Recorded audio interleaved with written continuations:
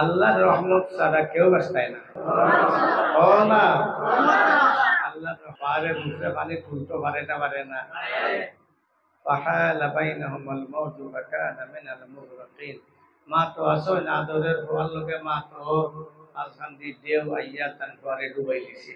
তুফান উঠতে উঠতে উঠতে উঠতে পানি উঠতে উঠতে একবারে পাহাড় সম হয়ে গেছে। নূহ আলাইহিস সালামের সাথে যারা আসলা নৌকা, দাঁড়ও নাই নৌকা, মাতো না, পাল নাই নৌকা, ইঞ্জিল নাই নৌকা, খারালি নাই নৌকা, নৌকাও এমন বুদ্ধিমান পানির উপরে চলতে চলতে গেছে কি মক্কা শরীফ।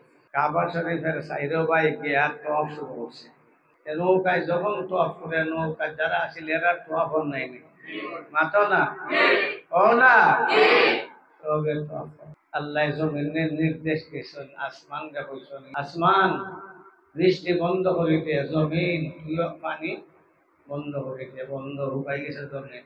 তারা লামছো নেইয়া জমিন যখন এক বাঙ্গা ঘরের মাঝে বেটি তারা হয়ে পুরা বেটি অত প্লাবন হইয়া গেল, এত মেঘ বৃষ্টি তুফান ঝড় হইয়া গেল, তুই বাঁচলে এমনি তো বাঙ্গা ঘর হয়েছে, তুই আসলে তো একটা ওই কোন দিন ওই সারা দুনিয়া ডুবে গেল গে। আমরা নৌকা ঘুরে নৌকা ডুবলো, আমরা এখন লাগমে আইছি, কেউ নাই, সব শেষ।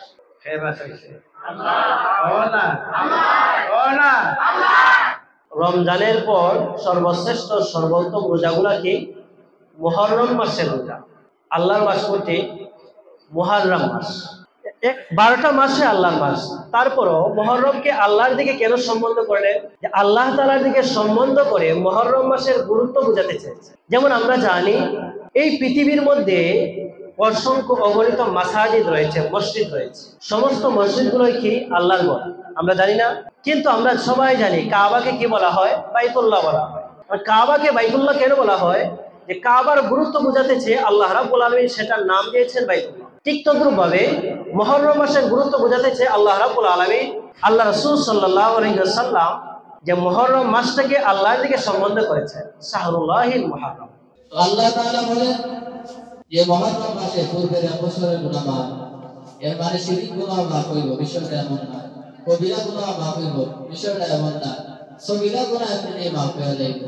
সগীরা গুনাহ আপনার মা বাবার চেহারা দিকে যদি তাকান, সগীরা গুনাহ কি হবে? মাফ হয়ে যায়। কবিরা গুনাহ মাফ হবে না। এই কবিরা গুনার জন্য নিজে অনুতপ্ত হইয়া অতীতে যে গুনাহ করছে এই গুনাহগুলোর জন্য লজ্জিত হইয়া এই গুনাহগুলোকে সামনে আনিয়া ভবিষ্যতে গুনাহ না করার প্রতিজ্ঞা করা। যে গুণটা আমার মাধ্যমে হয়েছে এটা আমার মাধ্যমে হওয়ার কথা ছিল না, এরপর হয়ে গেছে।